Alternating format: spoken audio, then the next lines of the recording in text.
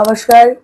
আমি সমস্ত আসানসোল লোকসভার সমস্ত মানুষ, ভারতীয় জনতা পার্টির কার্যকর্তা এবং সাধারণ মানুষ সবাই আমি জানি অত্যন্ত খুশি আজকে যে আমাদের লোকসভার ভারতীয় জনতা পার্টির 2024-এ প্রার্থী হয়েছেন সম্মানীয় এস আলুওয়ালিয়াজি।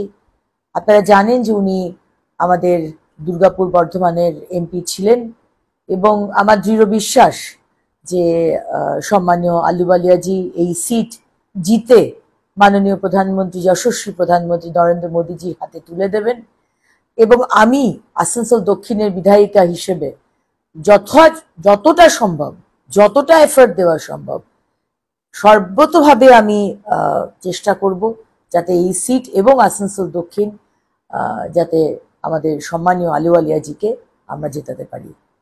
ভালো থাকবেন, সুস্থ থাকবেন। ভারত মাতার জয় হোক। নমস্কার।